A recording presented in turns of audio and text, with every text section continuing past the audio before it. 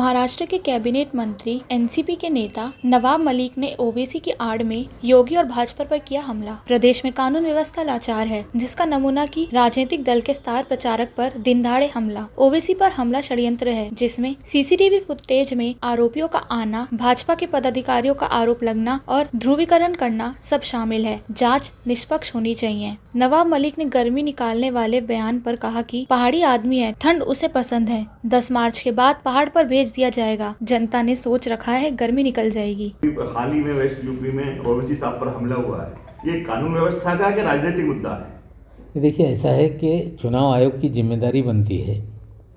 ओवैसी साहब पे जिस तरह से हमला किया गया उसकी जांच हो रही है, लेकिन अगर कोई भी दल का स्टार प्रचारक प्रचार के लिए राज्य में है और उस पर हमला हो तो हमें लगता है कानून व्यवस्था लचर है, ये उस पर मोहर लग रही है। चुनाव आयोग की जिम्मेदारी है। हमने पहले भी मांग की थी कि डीजीपी उत्तर प्रदेश को वो आदेश दे कि उत्तर प्रदेश में चुनाव में किसी भी प्रकार की हिंसा ना हो, कोई भी डर का माहौल नहीं बनाया जाए और जो भी नेता बाहर से प्रचार के लिए आ रहे हैं उनके सारी सुरक्षा का इंतजाम करें, इस तरह की घटना ना हो और जांच में जो लोग भी दोषी हों उन पर कार्रवाई हो। हम उसको पॉलिटिकल बयान देके कोई अलग रूप देना नहीं चाहते, लेकिन जो भी घटना हुई है वो दुर्भाग्यपूर्ण है। कहीं न कहीं देखा जा रहा है जो आरोपी थे उसमें बीजेपी के बड़े बड़े मंत्री, बड़े बड़े नेता, उनके साथ में उसके फोटो हैं। देखिए, ये ठीक है, जांच का विषय है। अब ये भारतीय जनता पार्टी के लोग हैं। अगर भारतीय जनता पार्टी के लोग कानून हाथ में ले रहे हैं तो निश्चित रूप से जो आरोप लग रहा था कि जो योगी जी कह रहे हैं कि लॉ एंड ऑर्डर है, सारे बीजेपी के गुंडे पूरी तरह से उत्तर प्रदेश को सारा जो भी गलत काम है, चाहे उगाही का काम हो, चाहे ज़मीनें हड़पने का काम हो, चाहे लड़कियों के साथ बलात्कार करने का काम हो, उन्नाव मामले में सीधे नाम सीधे विधायक जी का आ गया।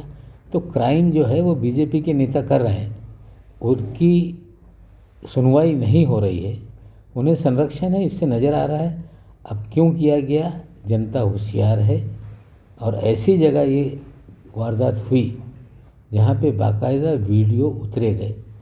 सीरियसली अगर कोई चीज़ होती तो कहीं सुनसान जगह में होती।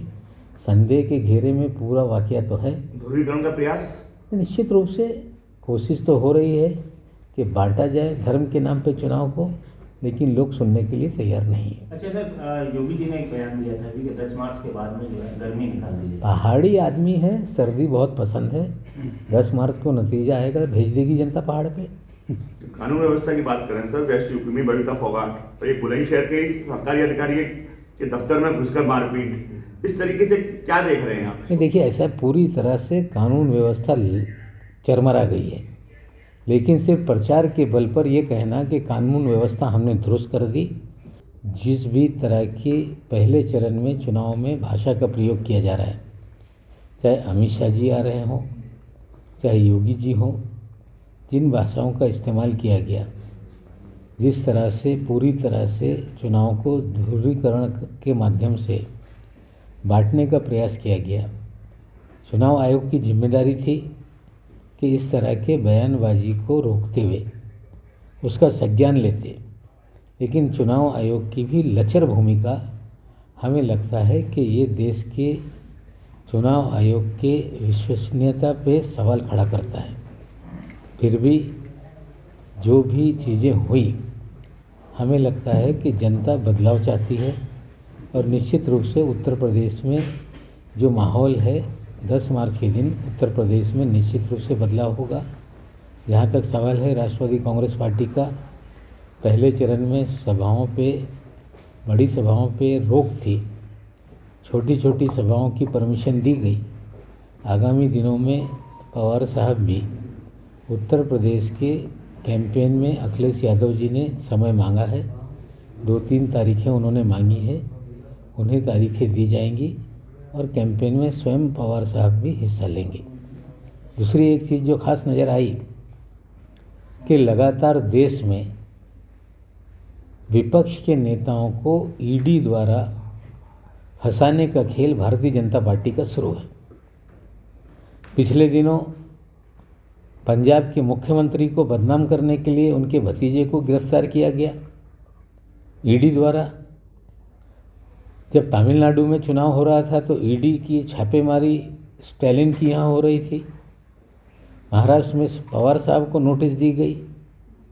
जिस तरह से इनकम टैक्स और ईडी की कार्रवाई उत्तर प्रदेश में चलती रही, हमें लगता है कि राजेश्वर सिंह जो जॉइंट डायरेक्टर ईडी के थे, उन्होंने इस्तीफा दिया और सीधे भारतीय जनता पार्टी से उनको उम्मीदवार बनाया गया है।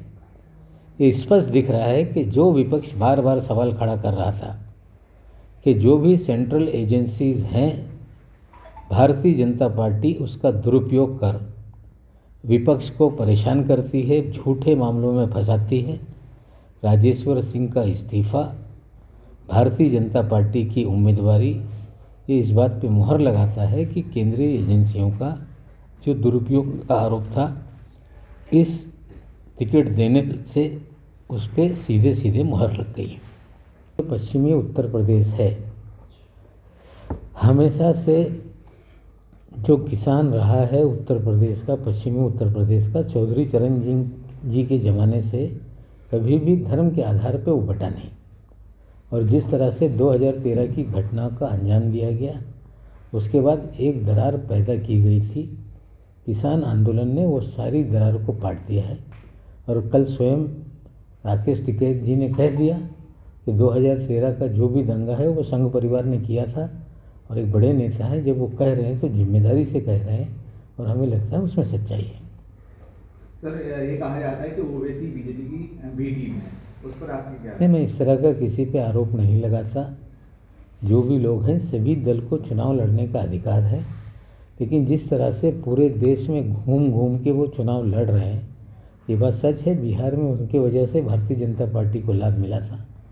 बंगाल की जनता समझ गई, इसलिए नकार दिया। हमें लगता है उत्तर प्रदेश राजनीतिक रूप से सबसे संवेदनशील राज्य है।